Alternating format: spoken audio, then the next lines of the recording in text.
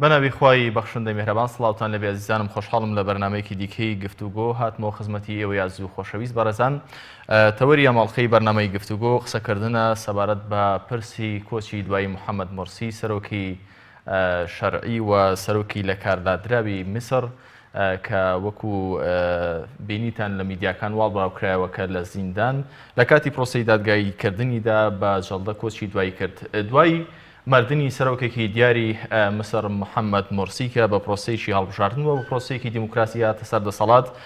ڕەوتی ئیسلامی بەگشتی و ئیخوان موسلیمین کە محەممەد مورسی سەرۆکی و قیادەیەکی دیاری ئیخوانەکان بە تایبەت لە مسر بوو ڕەوتی سەحوای ئیسلامی بەگشتی بە چاقارێکدا دەڕەوە هەنگاوەکانیان تونتر دەبێت یا خوشتر دەبێت. بەگشتی زۆر قسە لە میدیاکان لەسەرەوە دەکرێت کە لەسەر دکتۆر محەممەد مورسی حکوومەتی مسر لەسەرباری تەندروستی کەم تەرخەم بوو بۆ پێی کە وەکو پێوی گوێی پێ نەدراوە تەندروستی بەلاوەندراوە. ئایا بە جددی ئەم پرسیارانە و ئەم پرسانە پرسێکی جددین ئەگەر بیانویست وایە لە زۆر بابەتی دیکە وەکو دەبینین لە مێژوودا زۆر قیادەی دیکەی ئیسلامیەکان و بەگشتی سەرۆکی وڵاتانی ناوچەکە لەلایەن وڵاتانی زلهێزەوە زۆرجار لە سێدارەش دراون. بە جددی ئەمە پرسێکی واقعیە کە سەرۆکی لەسەر کارلادرا و یاخود کودەتا بە سەرداکراوی مسر محەممەد مورسی تەندروستی بەلاوەندراوە بووەتە هۆکاریەوەی کە لە کاتی پرۆسەی دادگاییکردنیدا جەڵدە لێی بدات. هەموو ئەمانە لە ئەم بەرنامەی ئەڵقەی بەرنامەی گفتوگۆ لەگەڵ هەریەکە لە بەڕێزان مامۆستا سامان سەلاح مامۆستای زانکۆ هەروەها بەڕێز شێروان شێمرانی نووسەر و شۆڤەکاری سیاسی. مامۆستا گیان بەخێر بێن. سوپاس ئەرێکتان کێشە. پاش 6 ساڵ لە زیندانیکردنی سەرۆکی شەرعی هەڵبژێردراوی میسر لە کاتی بەڕێزچوونی دادگایی کۆچی دوایی کرد. هیچ گومانێک لەم پرسەدا هەیە مامۆستا سامان لە بەڕێستانەوە دەمەوێت دەست پێ بکەن بە جددی ئەگەر ئەو وڵاتانەی کە کودەتان بەسەر محەممەد مورسیدا کرد ئیرادان هەبوو لەوەی کە پرسی تەندروستی بەلاو بنێن؟ زۆر سپاسانەکەم. بە دنیایەوە شتێکی ئاسایی ئەگەر کەمتر خەمی کرابێت لە کەیسی تەندروستی محەممەد مورسیە تا و کاتێککە سەری کێشاوە بۆ وفاتی محەممەد مورسی لە زیندانە بەشێکی گەورەش ئەمە بووە گەڕێتەوە ئەگەر هەندێک لە وڵاتانی شەرقیانی شەرقی ئەوسەد و بەتاوی وڵاتانی ئیسلامی بەشێکی گەورەوەی کە ناچارە بن جۆرێک لە تەسامح و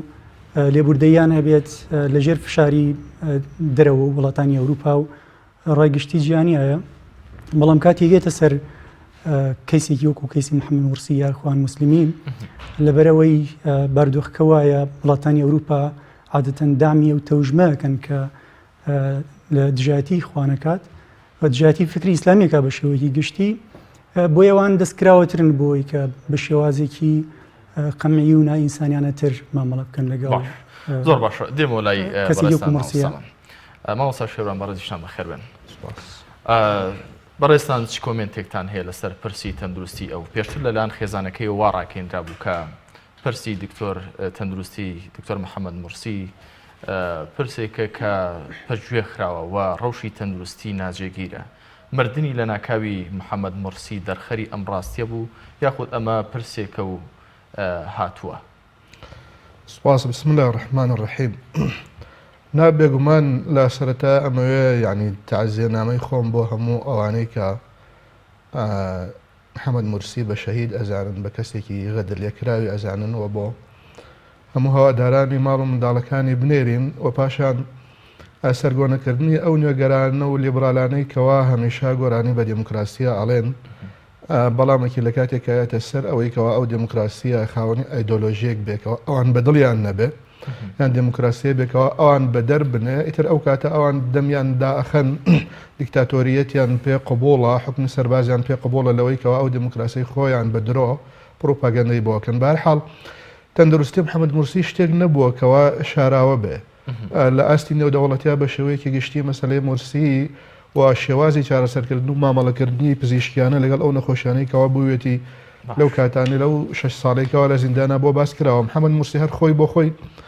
6 ساڵە لە یەک ژوورە یعنی لە سجنێکی ئینفرادیایە واتە لە سجن ئەمە بەبێ هیچ شتێک ئەمە خۆی بۆ خۆی تعزیبە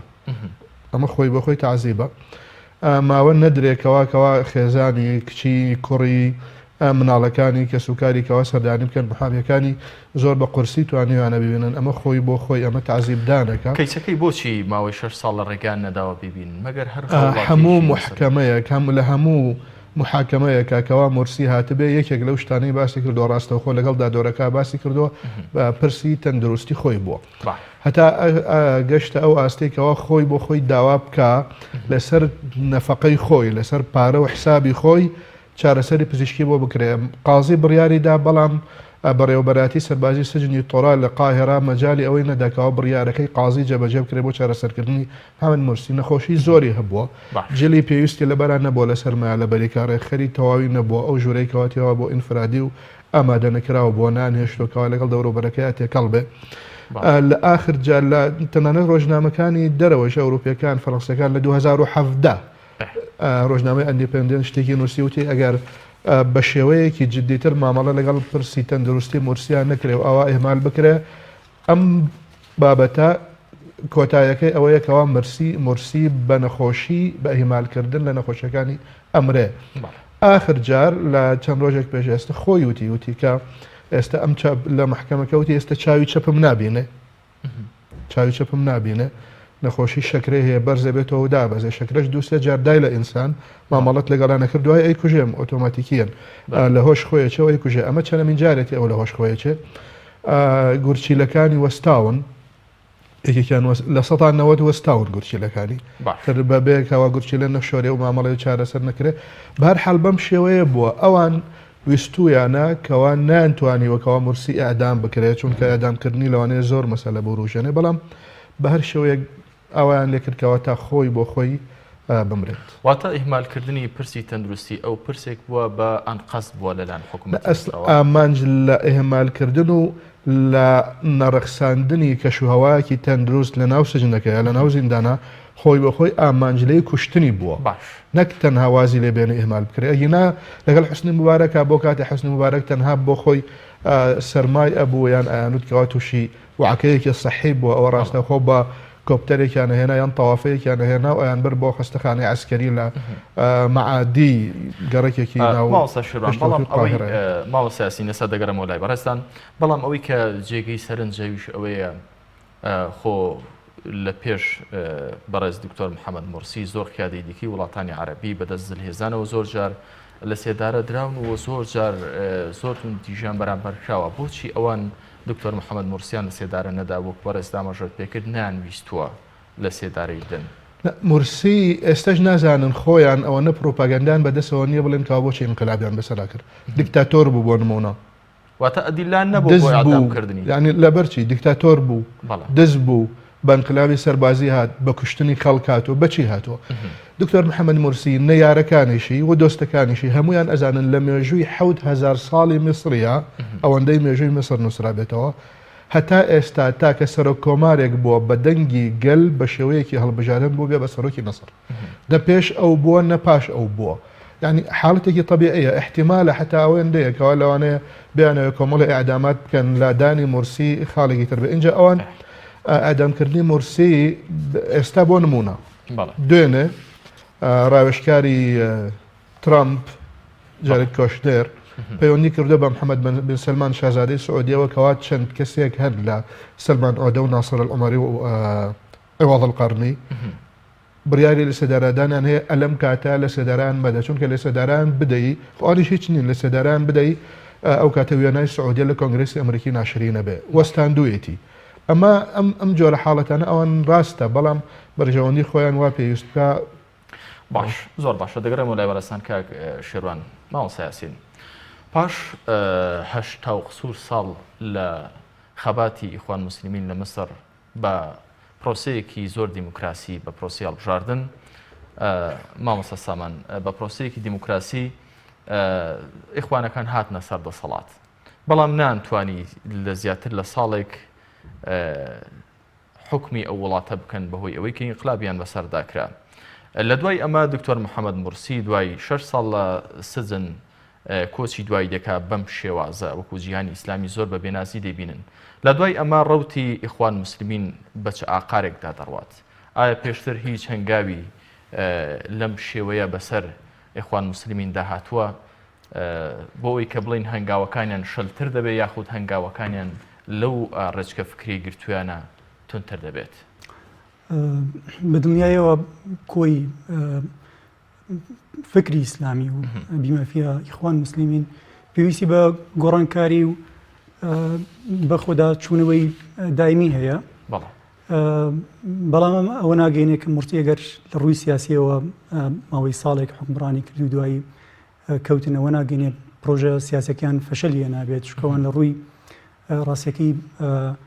برنەوەیکی ئەخلاقی گەورە بوو ئەو ماوەی حکمڕانی مرسیە کە هەتا چەندین جی لە داهاتووشا بتوانێت شانازی پێوە بکرێت. چۆن برنەوەشی ئەخلاقی یانی بە شێوەیەکی دیموکراسی هاتنە سەر دەسەڵات و لە ماوەی حکمڕانیە ئێمە ئازانین ئازادی بیرروڕا لە میسراچی ڕوبەرێکی فراوانی بەرکەوت ئازادی ڕۆژنامەگەری ئەو کەسانەی کە تەنانەت کە بە ئازادی ڕخنەیان لە محەممەد مرسی ئەگەر هەر زۆری پێنەچوو دوای ئینقلاب عسکەریەکە فترێکی کەم کەسانی زۆر سیکۆلار و لیبرالی و دژایەتی یعنی لەو تەوژما بوون کە لەوانەیە لەگەڵ دەسەڵاتی لە ڕووی فکریەوە لانی کەم لەگەڵ خۆشی نەبوون لەگەڵ مرسی نەبوون لەگەڵ سیسیا بوون بنمونە بەڵام جیان نەبوویەوە لە دوای مرسیە لە میسرا بشێکیان ڕۆشنە دەرەوە بشێکی ئەوانەی کە بەشداریان کرد لە وەلانانی محەممەد مرسیە دوایی پەشیمان بوونەوە ینی بەڵام زۆر پەشیمان بوونەوەکی درەنگ وەخت بوو ئەمە بردنەوەیکی ئەخلاقی بوو ئەمە گەر تەماشای ئەگەر لە مەزوورە دینەکەی تەماشاکەین ببوورە بەڵام لە ڕوە سیاسەکەیەوە ئەمە پێشتریش کاتی خۆی قسەی زۆر لەسەرکە ئەمە فەشەلێکی سیاسی یاخود تێنەگەیشتنێکی سیاسی ئەم دەستەواژەیە جوانترە نەبوو بۆ ئەوی کە بەڕاستی کەسێک کە بەڕێز محەممەد مرسی کردی بە وەزیری بەرگری ئەو وڵاتە کەسێک بوو کە دوجار کەسێکی ڕاستگۆ دەرنەچوو لەگەڵ خۆی ئەم جۆرە دڵپاکیە بەگشتی لە سەخۆی ئیسلامی لە جیهاندا دەبیندرێت ئەمە دەبێت بە پند بۆ ئەوانەی دیکە کاتێک کە لە دەسەڵات نزیک دەبنەوە. بەڕای من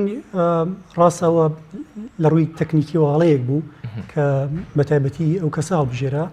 بەڵام ئەمە نابێ وا بکات لە هیچ تەوژمێکی ئیسلامی کە تووشی جۆرێک لە پەرگیری زیاتر بن بە پێچەوانەوە ئەنی ڕاستە لە ڕووی تەکنیکیەوە لەو بارودۆخەمێژوویە و حاڵەتە سەری نەگرت بەڵام ئەمە نابێت ینی وا بکات لە ئیسلامیەکان کە جارێکی تر کەڵ لە خەڵکی تر نەبین بەعکسەوە ینی بەشێکن لە ڕنگدانەوەی واقعی مجتەمەعی ئیسلامی ڕنگدانەوەیکی ڕاستەقینەتری مجتەمەعی ئیسلامین کۆمەڵگەش بریتە لەو ئینسانانە ینی کەسی وەکو سیسیژی تایە و خەڵکانی جیاوازتریشی تایە بەعکسەوە ئەکرای خوان مسلمین بەڕای من لە میسرا بەتایبەتی لەو ماوە ئینتیقالیا کە چاوەڕوانێکی گەورە هەبوو لەوەی کە چاکسازی گەورە بکرێت چونکەوان هاتنە سەر ماڵێکی زۆر وێران و شپرزە ینی ناکرا خۆیان هەموو ئەرکی چاکردنەوەی ماڵە وێرانە بگرنەستەوە ئەکرا بەشداری زیاتریان بکردایە بەو لە سایە 49 تری خەڵکی میسر کە لەگەڵ ئەوانە نەبوون ینی خۆناغێکی ئینتیقالی بووایە هەرچەنەمانە بابەت تازە تێپەڕین و بابەتێکی تەکنیکین بەڵام هیچ شتێک نابێ وا بکە لە ئیسلامەکان خەناعەتەکەم کە بەرەو پەرگیری بڕۆن و خەڵکی تر پەراوێز بخەن. باش مامۆستا شێروان بەڕێستان پێشتر ئاماژەتان بۆ کرد کە دەسەڵاتی میسر هیچ بەڵگەیەکی بەدەستەوە نەبووە بۆ ئەوەی کە محەممەد مرسی یاخود ئەدیلەیەکی بەدەستەوە نەبوو بۆی کە وای لێ بکە حکمی لە سێدارەدانی بۆ دەربکات. ئەمانە چیمان پێداڵە تێشنەوەی سەرۆکی حزبێکی ئیسلامی بەگشتی وەک دەبینین کە بەگشتی تەوژمی ئیسلامی و فکری ئیسلامی لەلایەن خۆرئاوە لە ئێستادا و لە ڕابردووشدا لە ژێر گوشارێکی توندا بووە. ئێمە دەتوانین لەو مردنی محەممەد مرسی دکتۆر محەممەد مرسیەوە بگەینە چه ئەنجامێک بەم شێوەیە لە ناو سزندا. مەبەستم ئەوەی هەمان پرسیاری مامۆستا سامان دووبارە بکەمەوە کە دوای ئەم قۆناغە سەختەی ئیخوانەکان لە میسر هەنگاوەکانی ئیخوان موسلیمین چۆن دەبن؟ ئێستا نازانین لە ناو ئیخوانە چی ڕوو ئەدا لە میسر یان خۆ لە میسر نین ئێستا زۆرەی بەی سەرکردەکانی خوان لە دەرەوەن لە لەندەنن لە ئەمریکان لە تورکیان لە قەتەرن هەندێ مشتومڕ هەیە بەڵام ئایا ڕوو بەتون دووتیژی بڕۆن نەخێر ئەو دەرگا داخراوە هۆکاری شکست ێستا پرسیارەکەی پێشووتر بۆچی ئایا سیسی هێر ناکردی بە وەزیری بەرگری لە کاتێکاکەوە کەسێکی ڕازگۆ دەرنەچوو سیسی کەساتێکەوە ڕئیسی مخابەراتی عامی حربی میسری بێ بێگومان درۆی نەکرد بێ نەگاتە ئەو پۆستەوە ناتوانێت ئیدارەی کاروباری مخابەراتی بکە بەشێ لە ئیشەکە و لە ئەخلاقیاتی بریتە لە درۆکردن وەک پیشەکەی بەڵام چەند مەسئلەیەکە یەکەم ئەوە لە پەیوەندی بە مەجلیسی ئەسکەریەوە هەیە واتە ئەو ڕۆحەی کەوا لە ناو سیسیە هەیە لە ناو هەر زابطێکی تری بسریا بگری هەیە شتێک نییە جیابێت یعنی لەوەی کەوا بڵێ وەڵا ئەمە سیسیە ئەوی کە ئەوە پەیوەندی بە مەجلیسی ئەسکەریەوە هەیە شتێک لە هەیە لە میسر پێوتری مەجلیسی ئەسکەری مەجلیسی ئەسکەری وەزیری دیفاعدا ئەنەی ئەبێ ئەگەرێکی لەوێژ نەبێ ئەبێت تۆزێ پلەکەی نەزمتر بێ باڵای بەرزکەیتەوە پلەکە بێتە پلە باڵا بێتە ئەندامی مەجلیسی ئەسکەری پاشان بیبەی بۆ وەزارەتی دیفاعی ئەمە یەک دوو واتە ئەو تەمتاوی لا برد سیسی هێنا سیسی وا دەرچوو تەمتاوی لەسەر مشکلی ڕەفح خەریک بوو سەرۆک وەزیران بکوژن حمایی نەکرا هیشام قەدی لایدا سیسی وا دەرچوو هەر کەسێکی کەش بێنە چون کە مەجلیسی ئەسکەری ئافوو خاڵی دووەم نایانەوێ مواجهە بکەن هەندێک لە قیاداتی حزبەکەی خۆی پیان تو سیسی و کۆمەڵێ ئەفسەری تری پلە باڵا لابە ئەویست بووی نەویست بوو بچێتە مواجهە نەیتوانی بوو بچێتە مواجهە خاڵی سێم یەکێکە لە هەڵەی لەوانەیە منهەجی ئیسلامیەکان بێ بە شێوەیەکی گشتی لەو جۆرە حاڵەتانە میکانیزمی تەواویان پێ نییە کەوا ڕوبەڕووی ئەو بارودۆخە ببنەوە هەمیشە پشت بە قەناعەت پێکردن ئەبەستن پێوتر سیاسەتی ئیستیڕضاء ئەمە ئەکرێ بۆ هەندێ حاڵەت بەکار بهێنرێ بەڵام تۆ دەوڵەتێکی میسری 80 ملیۆنی پڕ لە سەربازی پڕ لە ئەمن و ئاسایش و پەیوەندی بە ئیسرائیل بە ئەمریکا بە شتێکەوە هەیە مصر و ئیمارات و سعودیە لەسەر خەتم بۆت ئەنجامدانی کودەتا بە جۆرە قەرارێکی ئەوێ بەڵام ئەگەر ئەو هەندێک قەراریدا کاریگەریشی نەبووە یعنی بە هەر حاڵ بەو شکلە بووە بەڵام گۆڕانکاری لە کاروباری بزاڤە ئیسلامیەکان بە شێوەیەکی گشتی و پرۆژەی تایبەت و پرۆژەی ئیسلامی بە شێوەیەکی گشتی ئەوەی مرسیچی لێ ئەەکە من قەناعەتم نییە بەرەو توندڕەوی بەرێ بەرەو فکری توند ئاژۆیی بەرێ بەڵکو زیاتر وای لێکەکەوە تاکید لەسەر ئەوە بکەکەوە ئەم بە نەهجی سلمی و ئاشتیخوازی و مەدەنیانی خۆی کارەکانی خۆی بەڵام بەم شێوازە ئەمە زیاتر لە ناومێدی سیاسی هاوڵاتیان وە شوێن کەوتوانی خوان مسلمین بەرەو مەیوسی نابات بۆ پێی کە هەردوای دەستگیرکردنی دکتۆر محەممەد مرسیش بەگشتی زۆرێک لە ناومێدی دیار بوو لە ناو ئیخوانەکانی جیهاندا لە گەورەترین هەڵە ئیخوانەکانی میسر کردیان ئەوە بوو بەشداری حکوومەتیان کرد بەو شکڵە دەبوو بە چ شکل ئەبووە من خۆم لە دوورەوە وتم ئاوا ئەکەن ئەوەی کە حکوومەتی بنکەفراوانیان پێک نیە ئەبووە هەل لە سەرەتا ئەوان ڕۆیشت نایە چۆن ینی جەماعەیەکە ئەوە 80 ساڵە لی ئەدرێ لێ ئەکوژرێ ڕاوە دوو ئەندرێ لە زیندانە بە هەر حاڵەتێک تازە بە تازە کەش و هەوایەکی ئازادیە پێویستی خوب بە خۆ بەڕێکستنەوە هەیە پێویستی بە دانانی بەرنمەیەکی تازە هەیە پێویستی بە مامەڵەکردن لەگەڵ جەماوەرە هەیە پاشان هەتا ئێستا حیزبێک لە 100 بەشداری حکوومەتی نەکردو هیچ کەسایەتیەکی بەشداری حکوومەتی نەکردو ئەوەی کەوا دەستیان کەوت بێ بریتی بۆ لە 80 ئەندام پەرلەمان فقط ئەوەش کاری پەرلەمەنتاریە کاری بەڕێوەبەراتی ئیداری مەدەنیان سیاسیان سەربازی یان وەزارەت نییە ڕاستەوخۆ تۆی حکوومەتێکی گەورەی ئەبە و شکڵی پڕ لە کێشە و قەیران پەیوەندی شەر لەگەڵ ئیسرائیل لەگەڵ فەڵەستین جێش حاکمە لە 52 بە ئینقلاب تا ئێستا جێش حاکمە تۆی ئەتەوێت تەحملی هەموو ئەم مشکلانە بکەی بەبێ ئەوەی ئەزمونت هەبێ بەبێ ئەوەی بزانی یعنی لەعبەی سیاسی بە تۆ ناکرێت جارێ گەورەترین مشکلە هەندێک کەسویان ئەزانی گەورەترین مشکلە لە بەردەمی ئیخوانی میسر حەماس بوو چۆن مامەڵە لەگەڵ ئیسرائیل بکەی لەسەر حەماس بۆ نمونە حەماسیش ناچار بوو کۆمەڵە سڵح لەگەڵ ئیسرائیل بکە بۆ ئەوەی فشارەکەی لەسەر مرسی کەم بکاتەوە لە ڕووی نێودەوڵەتیەوە ئەمە یەکێک بووە لەو هەڵانە بالمناسبە لە کاتێکە کەوا مەجلیسی شورای ئیخوان بڕیاریان دابوو کەوا کاندیدیان هەبێ بۆ سەرۆک وەزیران بۆ سەرۆک کۆمار لە 108 کەس 54 وتویانە باشە 52 ڕازی نەبوون ئەخر حاڵەتێکی وا بە چواردەنگ نابێ یەکلایی بکرێتەوە بەڵە ئەمە یەکێک ئەمە سەرەتاترین و گەورەترین هەڵەی ئیخوانی مەسر بوو کەوا تووشی ئەوەی باشە بەڵام دەبووە چۆن بواە ئەبووە بە شێوەیەکی ڕێژەیی مامەڵایان لە حکوومەت و لە پەرلەمانە بکردا واتە بۆ ڕێژەیە کە بەدەستیان هێناوە بە شێوەیەکی ڕێژەیی وە لە هەموو میسری شادانە بەزینایە بۆ پەرلەمان یعنی بە شێوەیەکی نسبی نیسبەیەکیان دابنایە بە خۆیان بۆ نمونە بیان و تابا ئێمە لە 125 پەرلەمان بێنین ئەوەندە دابەزین لە 125 وەزارەتەکان و پاشان ڕوو بکەینە جەماوەری میسری شعبی میسری 80 ساڵە ئێمە ئەخنکەین 80 ساڵە هەموو ڕاگەاندنی میسری دژ بە ئێمە پرۆپاگەنداکە وێنەی خۆمان لای تاکی میسری ئەخر لادەی مەسەر کلاوانەی ئێستا کارە باشیان هێتۆ چاوەڕێی لە یوتیوبەوە تۆ بناسن لە کتێبەوە تۆ بناسن کابراایەکی لەسەر تەلەڤیزیۆن ئەڵێ یسقط حکم المرشد دوای ئەڵێ هو المرشد دامێن سعد بەڵێ زۆر باش ئەمە تۆ ئەبێ مامەڵە لەگەڵ ئەما بکەی ئەوە ترسناکترین و گەورەترین هەڵەی ئیخوانی مصر بوو هەر لە سەرەتاتی کەوت دەگەڕێمەوە لای بەڕێستان مامۆستا سامان کەسوکاری محەممەد مرسی داوای ئەوان کردووە کە تەرمەکان ڕادەست بکرێتەوە خۆیان بینیژن بەڵام وەکو لە میدیاکانەوە بینیمان کە لە پرۆسەیەکی ئەمنی زۆر توندا تەرمی دکتۆر محەممەد مرسی بە خاک دەست پێدرێت ئەمە چیمان پێ دەڵێت پێشەوەی وەڵامی پرسیارەوە یەک ئضافەیەک بۆ سەرقسەکانی کاک شێروان مەسلەی ئەوەی کە ئەم بارودۆخە ئیسلامیەکان تووشی جۆرێک لە کردانەوەی خراپە ناوەمیدی ناکات ئێمە ڕاستەکی لە ماوەی تاریخی جوڵانەوەی ئیسلامیە ئەم لە تەجربەی جەزایرمان لە 92 لە بەردەسایە دوای تەجربەی تونسمان لە بەردەسایە تەجربەی تری میسرمان لە بەردەسایە پێش هاتنە سەر حکمی مرسی یعنی ئەگەر ئەو زەختە زۆرەی فشارە گەورەی کە لەسەر فکری ئیسلامی هەبوو بۆی کە پاڵی پێوە بنێ بەرەو تیرۆر لەسەر هەر فکرێکی تر بواە بە دنیایەوە کاردانەوەی زۆر خراپتری لێکەوتەوە بەڵام باکسەوە ینی وای کردووە تا ڕادەیەکی باشە ینی لە هەندێک وڵاتی ئیسلامیە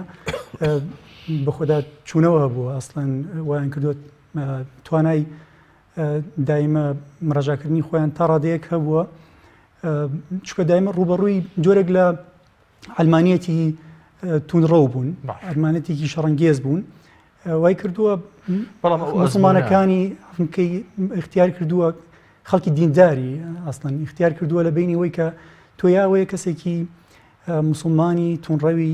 ینی و سیفەتە خراپانەت هەیە یاوەیە کەسێکی ئەبێ سیکولار بیانی قەت ڕێکبواری ئەویان نەیەوە بە خەڵکی توانی هەم دیندار بیت و هەم کەسێکی بتوانیت لە باشەکانی با سیاسی باشەکانی دنیای مدرنیش لە خۆتا جێبەجێکی بواری ئەویان نەیەوە بەڵام ئەو ئەزمونە تەنها ئەوەی کە بەڕێستان ئاماژەتان پێکرد لە بواری ئەوەی کە نانویستووە و ئەزمونیێوان هەبووە کە نهێڵن ئیخوانەکان ڕەوتەکان بەرەو ڕەوتێکی تونند ئاژووی بڕوات بۆی کە لە ساحەکەدا بمێنەوە تەنها لەمە ئەزمونیان وەرگتووە یاخود بۆچی ئەزمونیان لەو هەڵانە شوەرنەگرت بوو کە بەڕێز مامۆستا شێروان ئاماژەی پێکرد لەوەی کە حکوومەتیشی زۆرینیان بە تەنیات پێکهێناوە متمانەیان بە کۆمەڵێک کەس کرد لە ڕووی عەسکەریەوە کە دواتر ئەمەی لێکەوتەوە ئەو ئەزمونان بۆچی لە بابەتەکانی دیکە شوەرنەگرت بوو ڕاستەکەیەوە منیشانی قەناعەتم وایە کە لە ساب 50 خەڵکی دەنگی میسریان تقریبا تۆزێ زیاتریان هێنا ئەکرا ینی سەقفێکیان دانایە بۆ بەشداریکردنی خۆیان وەکوەمان تەجربە پێشتر لە مەغریبە هەمانە حیزبی عەدالە و تەنمی مەغریبی ئەوان سەقفێکیان دانا بوو ئێمە تا ئەم ڕادەیە بەشداریەکەین لە پەرلەمانە ینی دواتریش ئەنجامی باشی هەبوو وای کرد جۆرێک لە دڵڕاوکی و مەترسیشی لە دڵی پاشایی مەغریبیە ڕەواندەوە یعنی ئەکرا تەجربەیەکی وا بگرایە بەڵام نەکرا چۆنێ بێمە ئەزمونێک بوو تێپەڕی ئەکرا باشتر بواە مەسەلەن بوو شێوازی ئەوەی کە کرانەوەی کە لە تورکیایە وردە ئەندێشتیان کرد چەندە تورکیا ئەوان دانیشتون لەسەر تەجربەیەکی قوڵی چاکسازی دینی و لە سەردەمی عوسمان دەوڵەتی عوسمانیەوە تاوەکو ئەم سەردەما یعنی خۆیان هەندێشتیانەیە تێپەڕاندووە بەڵام ئەزمموی حکومداری لە میسر ئەزمموونێکی زۆر کتوپڕ بوو واتە نەدەبووە بەم شێوەیە وەک مامۆستا ئاماژەی پێکرد بە دنیای مامۆستا سامان دەگەڕێمەوە لای تۆ کاک شێروان مامۆستا باسی تورکیای کرد کەوەی ئەزمونێکی باشتر و ڕابردووشی خوڵتریان هەیە. ڕەجەب تایب ئەردۆغان لە یەکەم لە دوانیدا لەبارەی کۆچی محەممەد مورسی بە شەهید وەسفی دەکات. ئێستا چاوەکان لە دوای دکتۆر محەممەد مورسیەوە کەوتونەتە سەر ڕەجەب تایب ئەردۆغان. ئەو دەتوانێت لەم پرسەدا هیچ بکات؟ ئەردۆغان ئەگەر لە کودەتاکەی 15/6/2017 ئەو شەڕی نەکردایە ئێستا ئەوش دەردی بە دەردی مورسی ڕۆشتە بوو لە سجنە. ئەلوانی هەرە و لە سێدارە بدرا ڕاستە و خۆ. ئەو لەو مەسئلە باش تێگا لەبەرەوە ئەو سیاسەتەی گرتووە بێژگە لەوەی کەەوە خۆی ئەو سۆز و محەبەت و بە مەرجع فیکرە ئیسلامی و دینداریکەوە هەیەی وای لێکە ئەو هەڵێستە بگرێ بالمناسبە هەتا ئێستا نەهێشتووە لە هیچ مناسبەیەکیشا پێویستی کرد بێ سیسی بچێتە تورکیا و هەتا ئێستاش رازی نەبووە لەگەڵ ێ دابنیشێ ئەڵێ تەوقی لەگەڵ ناکەم ئطلاقا. چیەکەم قەناعتم هەیە لە بێژگە لە ئەوەی کەوا نوێژی ئەکا و دوای خێرەکە ئەو جۆرە تەسریحاتانە ئەدا لەوە زیاتر تورکیا لە مەرحەلا هیچی پێ ناکرێ و ئەوەشی پێی کرا لە ڕابردووە کردی کۆمەڵە مەرجێکی هەبووە بۆ ئەوەی کەوا پەیوەندی لەگەڵ مسر ئاسایی بکاتەوە یەکێ لەوانە بەردانی مورسی بووە یان مەسەلە ئینفتاحی سیاسی و هەندێک مصالح و ئەم جۆرە شتانە ئەو هێشتا مەگەر تەنها ئەوە بکاتە مەرجێک بۆ ئەوەی کەوا لەگەڵ مسرا تۆزی ئاسایی بێتەوە بەڵام ئەوەش ئێستا مسر زۆر پێویستی پێی نییە بەو شکڵە. ئیخوانەکان ئەمێنێتەوە سەر خۆیان من قەناعتم لێکەوە هەنگاوی تون بنرێ هیچ شتێکی ئەو جۆرە حاڵەتە باش هەنگاوی تون نانێن بەڵام ئیخوانەکانی میسر بە تایبەت ئەوانەی کە ئێستا ڕابەرایەتی ڕوتی خوان دەکەن دوای پرسی مردنی دکتۆر محەممەد مورسی هەنگاوەکانیان چی دەبێت هەر بەو شێوازە ئاشتیانەی کە لەسەری هاتوون چ بکەن ئێستا ئەوان لە میسرا مەمنوعن خۆ چەکدار دروست داکەن و بڕۆن لە سینا شەڕ بکەن بۆ نمونە. مەبەستم لە جوڵاندنی شەقام هیچ شتێکی نا شەقام مڕاهەنەی زۆری لەسەر کرا بەڵام سەرکەوتون نەبوو و تەنانەت لە سوودانیەوە تا هەفتەی پێش و 110 لە خۆپشەندارەکانیان کوشت یانوێ ئەزمونونەکەی مەسرش بوازنەوە بۆ ئەوێ هۆکارەکەی ئەوەیە کە ململانەیەکی زۆر ناشەریفانە لە ناو گەلانی مسلمانە بە شێوەیەکی گشتی هەیە ئەوەیە کە ئەم ئیسلامیەت و ئەلمانیەتە وای کردووە بە کوشتنی یەکتر دڵخۆشە بن ئەگەر ناحەقیش بێت ئەوەی کەوا لە میسرا ڕوویدا ئەوە بەشێکە لەو من ئەزانم کەوا ئیخوان غەڵەتیان بووە پێش ئەوەی کەوا مورسی بێ بە سەر کۆمار من مقالەیەکم نووسی لە جەریدەی شروقی مصری ئەمە ناوەکەی بوو اسم إلى الإخوان دو نقطة تكاد أن تضيعوا أنفسكم وتضيعوا الثورة بيش هالبجاردني مرسي وباش فصل كردني عبد المنعم أبو الفتوح كاتك عندما مكتبي إرشاد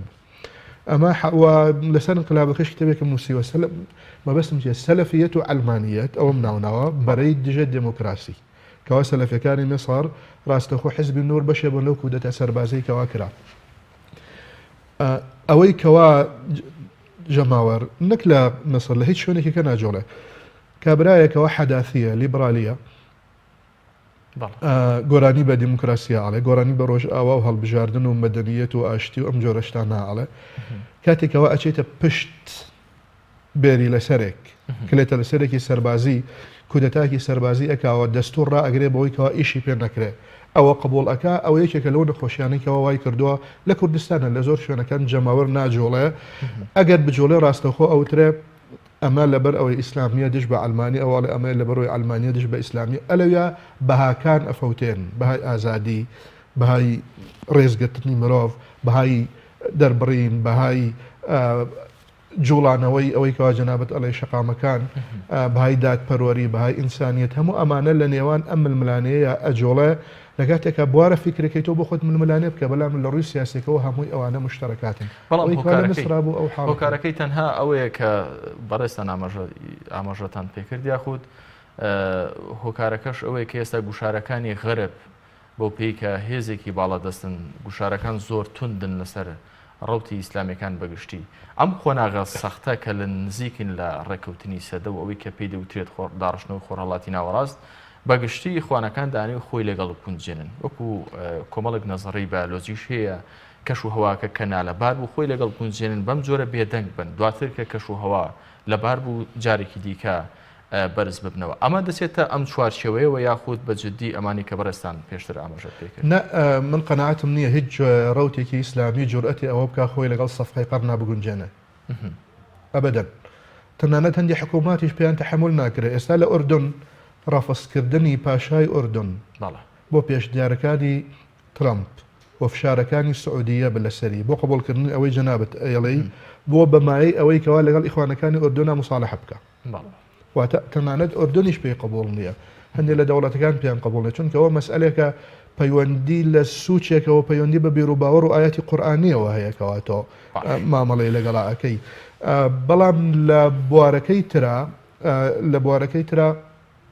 منوازانم ئیسلامیەکان ئەکرێ هەندێک مراجعی خۆیان بکەن بەس نەک بەو شکڵەی کەوا تۆ بڵێ بێت دەنگ بێ هەموو شتێکم قبوڵە بەڵام شێوازی کارکردن دەگەڕێمە لای بەڕێستان مامۆستا سامان پێشتر پرسیارێکم کرد دەمەوێت جارێکی دیکە جەختی لەسەر کۆمەوەیش پرسی ئەردۆغان وەک بەڕێزیشتان ئاماژەتان پێکرد کەوان ئەزمونێکی قوڵیان هەیە لە حکومڕانی ئەردۆغان دەمەوێت لە بەڕێزیشتان بپرسم دەتوانێت لەم کەیسی مردنی دکتۆر محەممەد مرسی هیچ کەسێک ڕابسپێرێت یاخود کەیسەکە سەرپەرشتی بکات چونکە ئێمە نمونەمان هەیە زۆر بابەتی دیکە ئەردۆغان بۆ پێی کە بە جۆرێک لە جۆرەکان خۆی دەرخستووە کە وەکو سەرڕمی وڵاتانی سونی و میسریش زۆرینەی سون نییە دەتوانێت لەم کەیسەدا لە وڵاتانی بۆ نمونە فەڵەستین زۆر جار قسەی هەبووە داوای لێکۆڵینەوەی لە هەندێک قەزێ کردووە لەم قەزەی محەممەد مرسی دەتوانێت هیچ بکات یاخود خۆل لەگەڵ ئەم وەزعادە گونجێنن ڕاستەکەم پێم وایە تورکیا بە شێوەیەکی گشتی ینی هەڵسوکەوتێکی تاڕادەیەک عملی و پراگماتیکیانەکەن لەگەڵ کەیسەکەوان هەمان کاتە پەیوەندیان لەگەڵ ئیسرائیلیش هەیە ینی تا چەندێکەوە لە بەرژەوەندی تورکایە تەسەور ناکەم ڕیسک بکە لە قەزەی مردنی مرسیە مردنی مرسی کارەساتیەک بوو ڕاستەکەی تراژیدیایەک بوو بەو شەوەی کە لە سجنە وفاتی کرد بەڵام لە هەمان کاتە ئەکرێت بێتەوە کارێک بۆ خاوکردنەوەی هەندێک حساسیت لەو ڕۆوە تا ئێسا مانەوەی مرسی لە سجنە ڕێگریەک بۆ لەوەی لەبەردەمەوەی کە حیزبی حڕیەوەدالا لە میسرا و تەنانەت ئەوانەی کە هەڵوێستیشانە بۆ بەرامبەر خودی مرسی وەکو ڕەمزێک ناکرا بە وجودی مرسی لە سجنە هیچ مراجعەیەک ڕووبدا لە پەیوەندیەکانە لەگەڵ دەسەڵاتە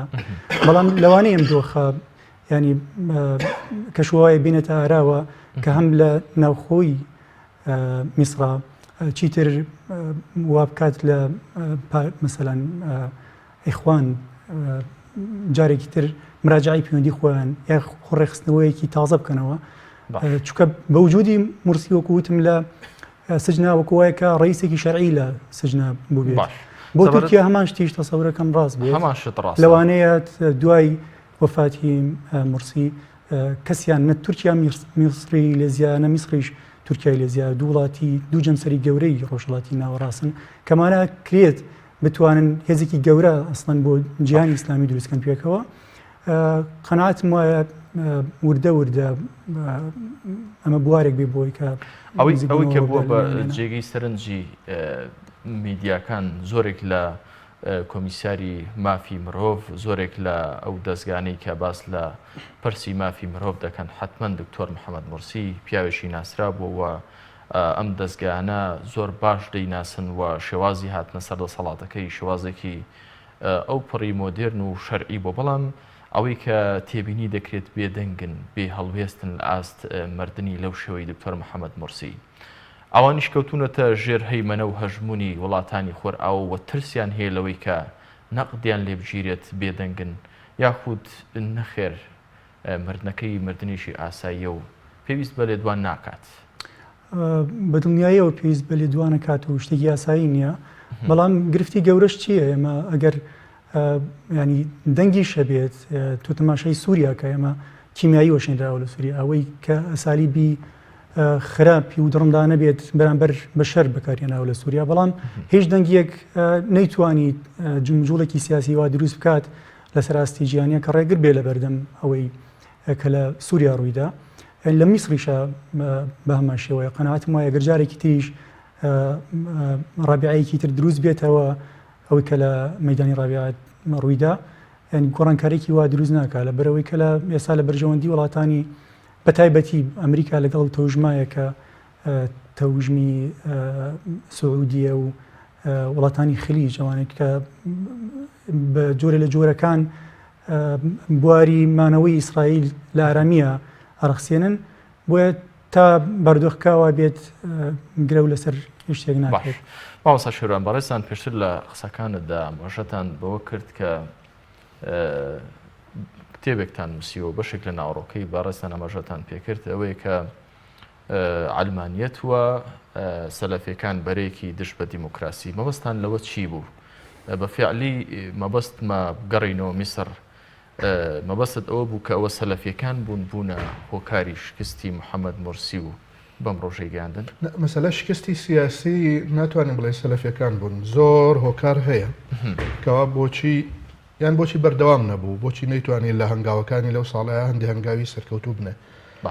بەڵام مەبەست لە کتێبەکەی من ئەوەیە کە مەبەست لەو ناونیشانی من ئەوەیە کە سەلەفیەکان مەبدەئێکیان هەیە ئەو مەبدە ئەوان بەشداریان کرد لە هەڵبژاردنەکانە بەڵام مورسی بە وەلی شەرعی نازانن. بۆچی چون کارێن مورسی لە ڕێگای هەڵبژاردنەوە هاتووە و هەڵبژاردن بەدیلی بەیعەت نییە. لە لای ئەوان ئەسڵ بۆ ئەوەی کەوا وەلی شەرعی بێ ئەبێ بەیعەتی پێ بدرێت. ئەمە یەکێک بۆ لەو بنەمایانە. خاڵی دووەمیان ئەوە بوورە ڕاددەگرم ئەو بەیعەتان بە عەبدولفەتاح سیسیدا دواتر ئەبێ دابێتیان چونکە ئەوان ئێستا ئێمە سەر ئەمە خاڵی یەکەم. خاڵی دووەم سەلەفیەکانی میسر بە شێوەیەکی گشتی مەدخەلەکان ڕاستەوخۆ پەیوەندیان بە وەزارەتی ناوخۆی سعودیەوە هەیە پارە و توانایان لە سعودیەوە بۆ ئەڕوا بوون بە بەشێک لە سیاسەتی دەرەوەی وڵاتی سعودیە واتە لە چوارچێوەیە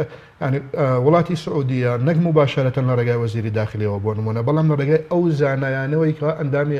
هەیئەی کیباری عولەمایان ڕەبیع مەدخەلیان ئەوەی دوای خۆی هاتووە لە ڕێگەی ئەوانەوە تەحەکوم بە عەقڵ و تەوەجوهاتی سیاسی سەلەفیەکانی میسریان هەوڵاتێکی ترا ئەکرێت. خاڵی سێم ئەوەیە بە شێوەیەکی ڕاستەوخۆ بەشداریان کرد لە ئینقلابەکە و نوێنەریشان هەبوو کەوا لەگەڵ سیسیا بەشداری بکەن لە ئینقلابەکە. حاڵێکی تر من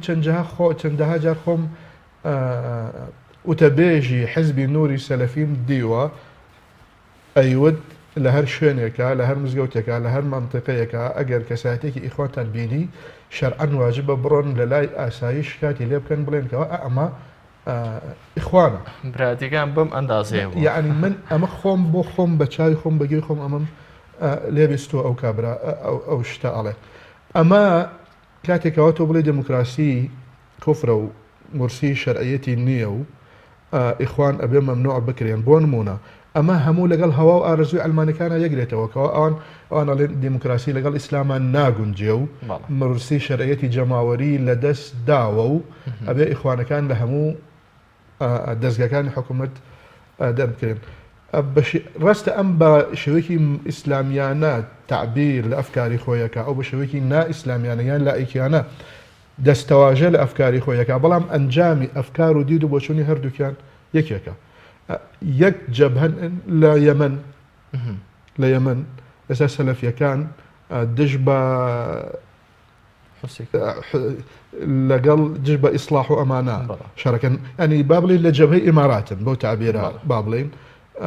لە لوبنان ماوەیەکی زۆر ئەویان ئەکرد لە لیبیا ئێستا ئەوە ئەکەن لە تونس وایان کردووە لە میسر وایان کرد نازانم کوردستانی ئێمەشەوەتە. باش مامۆستا سامان ئەمریکا لەسەر کۆسی دوای محەممەد مورسی دەڵێ لە میدیاکان مردنی محەممەد مورسیمان بیستووە بە فیعلی ئەمریکا کە خۆی لە ڕێگەی پیاوەکانی لە خۆرهەڵاتی ناوەڕاستی انقلابیان بەسەر محەممەد مورسیدا کردووە. پرسیارەکە باوا بکەم ڕاست دەکات لە ڕێگەی ڕاگانەکانەوە بیستوێتی یاخۆت دەبێت بەم جۆرە تەسریحا بچووکی بکاتەوە؟ ڕاستەکەی من نازانم ڕاستەکە یانە بەڵام هەرچۆنێک بێت ئەمریکا کارکتەرێکی سەرەکی و جددی بوو لە وەلانانی مورسیە و کەپکردنەوەی ڕنگ و ڕەمزیەتی مورسیش بە دنیایەوە لە بەرژەوەندی ئەمریکایە بە تایبەتی ئیدارەی ئەمریکا. ئیتر ئەویان کە تاشێنی ئاگادار بووە من نازانم. زۆر باشە. بەگشتی پێدەچێت دوای مردنی محەممەد مورسی ئەم قۆناغ هەر ئاوە بە ئاسانی تێپەڕێت و سەرنجی بەڕێستان لەسەر باری ڕەوتی یخوانەکان چۆنە یعنی بەم جۆرە دەمێننەوە یاخود وەکو پێشتر ئەم پرسیارم لە مامۆستا شێروان کرد ئەوان جارێکی دیکە پەنا بۆ شەقام دەبنەوە یاخود شەقام دەجوڵێنەوە. قەناعەتم وایە من لە بەرەو باشترە ڕوات و چونکە دۆخێکی خراپە لە عالمی ئیسلامی بە شێوەیەکی گشتیە گوزارێت ئەوەی کە تا ئێستا پیشانی داوە کە ئەخلاقیانە ڕەفتاری کردو لەگەڵ دۆخەکات بە شێوەیەکی گشتی لایەنە ئەوانە بوون کە ئیلتیزاماتێکی دینی و بەگراوندێکی ئیسلامیان هەیە و ینی گزارشتێکی ڕاستەقی نەبوو تر بوون لە دۆخی خەڵکی خۆیان بەڵام ئەوەی کە کاک شێروان باسی کرد مەسەلەی دیموکراسی هەڵوێستی هەریەک لە ئەلمانیەکان و سەلەفیەکان بەرامبەر دیموکراسیەت مامەڵەی ئیسلام لەگەڵ دیموکراسیەتە ئێمە ئەوە دیوێکێتی زۆر ڕاستە دیوێکی تریشی ئەوەیە کە خودی ئیسلامیەکان بێئەمانیش بێ خۆیان هەڵوێستیان لە بەرامبەر دیموکراسیەتە ڕوونکەنەوە یەکێک لە فەزیلەتە گەورەکانی فکر کە ئەوروپا پێی گەشت ڕێژەی بوونی فکرە یعنی ئەوەی کە تێبگەی ئەوەی من بیری لێ یەکەمەوە تەنیا تەفسیرێکە بۆ مەسلەی دینی ژوایە بۆ مەسلەی ئیسلامی ژوایە بە ئیسلامیەکانیش بگەن بۆ قەناعەتی کە ئەوەی کە هەرێک کێکیان بیری لێ یەکەنەوە هەر تەوژمێک وولایەنێکیان بیری لێ یەکەنەوە تەنیا تێگەشتێکی ڕێژەیە لە دین تەفسیرێکە لە دین نەک خودی دین بە مەسلەی دیموکراسیەتیش شەر نییە لە بەرەوەی کە ناوی دیموکراسیەتە وشەکە وشەیەکی عەرەبی و ئیسلامی نەبێت ئیتر بابەتێکی کوفر بێت دیموکراسیەت ینی بابەتێکی زۆر لەبەر ڕۆشتووە نمونەی دیموکراسیەت لێرە وەکو هیچ وڵاتێکی تر نییە ینی ئەوەی تورکیا وەکوی ئەوروپانیە ئەکرێت لە عالەمی ئیسلامیە وەکو میکانیزمێکی کردن تەسی دەسەڵات ئینتاجێکی گەورەی عەقڵی بەشەریە ئێمە ناکرێت کەڵک لە تۆپ و تەیارە و تەلەڤیزیۆن و تەکنۆلۆژیای غەربی ببینین بەڵام ئەم ئینتاجە گەورە فکریە بەشەریە نادیدە بگرین کە دیموکراسیەتە بۆیە زۆر گرنگە خودی ئیسلامیەکانیش ینی بتوانن ڕوویایەکی ڕوونتریانە بێ بەرامبەر سیاست بەرامبەر مەسەلەی دیموکراسی بە دڵنیاییەوە قەناعەتم وایە مجتەمەعی ئیسلامی وەگە کوردستانیش وەگرین مجتەمەعی کوردی زۆر لە ئاتاجیەکی لە ڕادە بەدێرایە بەو توانە ئینسانی گەورەی کە لە ناو تەوژمی ئیسلامیە هەیە چکەمانە بەشێکی گەورەیان ئیلتیزاماتێکی قوڵی بەهاییان هەیە بەهای ئیسلامی و ئەم بەهای ئینسانیەکانیش. زۆر سپاس مامۆستا شێروان کۆتا پرسیارم بۆ بەڕێستان لە میدیاکاندا زۆر باس لەوە دەکرێت کە وڵاتانی ئەوروپا و ئەمریکا زۆر گرنگیان بە ئەم پرسە نەداوە بەجددی ئەمە واقعیەکە ئێمە چاومان لەوە بێت کە وڵاتانی غەرب گرنگی بەم پرسە بدەن یاخود دەبووە هەر لە سەرەتاوە ئێمە یاخود مەبەستم وڵاتانی ئیسلامی چاویان لەوە نەبووە کە ئەمریکا و ئەوروپا گرنگی بەم پرسە بدەن پرسی مردنی محەممەد مورسی گلەی ئەوە دەکرێت کە ئەوان گرنگیان پێی نەداوە بەڵام ئەگەر گلەیەکە لەوان بکرێ ئەمە تاڕاتەیەک واقعیە بەڵام بۆ وڵاتانی عەرەبی چی؟ وڵاتانی عەرەبی نەدەبووە زیاتر گرنگیان پێدا بە نا وڵاتانی عەرەبی ئەوان ئێستا سیسی کە ڕئیسی وڵاتە ئەویان زیاتر پێ قبوڵ ئەوان زۆر ئەو باکیان نیە وڵاتانی عەرەبی بێژە لە قەتەر ئەو بەڕاستە خۆن تازیێنامەی بڵاو کردەوە ئەمێری قەتەر ئەوانی کە ئەوەی کەوا خاوەنی خۆی بێت دەستی هەبووە لە کودەتای سەربازی و ئەوروپا ویستیان هەڵوێستێکی تون بگرن بەرامبەر بە سیسی پاشای سعودی پێشوو مەلێک عەبدوڵڵا ئەو نەیهێشت بڕیاریدا کەوا سیلاحی نەوت بەکاربێنێ بەرامبەر بۆ ئەوروپا ئەگەر کەوا بەرامبەر بە سیسی شتێک بکەن لەبەر وڵاتانی عەرەبی ترکیە بێژگەلەوە لە غەیری ئەوان ئێستا جەزائیرش ڕئیسی نییە شۆڕشی تایە مۆریتانیا بە هەمان شێوەی خۆی نەگرتووە سوودانە شەڕی تایە لیبیایە شەڕی تایە تونسە حرەکەی نەهزەیە یان پەرلەمان خۆیان و ڕئیسی پێشووی تونس منصف المەرزوقی ئەو شتێکی وت بێژگە لەوانێتە ڕئیسی ئەوان زۆر ئەو مامەڵەی لەگەڵا ناکەن چ وڵاتە عەرەبیەکان یان غەرب کە قیمەی یان بەهای ئازادی لە لای ئەوان نەبوو، بەهای دموکراسی لە لای ئەوان بۆنی نەبوو، کوشتن لە لای ئەوان شتێکی ئاسادی بووە کە ئاسایی بووە خۆیان لەوانەیە چەندەها کەسیان زیاتر لە مسر لە مخابراتەکانی خۆیان کوشتبێ لە بەرەوە نابێت چاوەڕێ ئەومە ینی ئەوان لە میسر باشتر نین و ئەگەر ئەوەی بەسەر خۆیان نابێت ئەوانیش ئەیکەن ئەوانیش خۆیان ئەو حاڵەتاکەن کە ئێستا سیسی بەرەبەر بە مرسی. زۆر سپاس بۆ هەریەکە لە بەڕێزان مامۆستا سامان سەلاح مامۆستای زانکۆ کە بەشداریتان کرد لە مەڵخەی بەرنامەی گفتوگۆ هەروەها زۆر بەڕێز شێروان شەمێرانی نووسەر و شڕۆڤەکاری سیاسی سپاس بۆ بەڕێستان.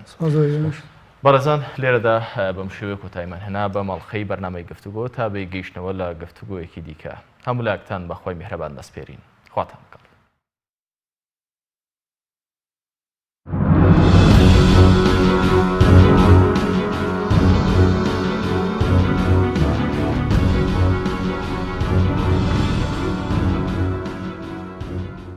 خەمی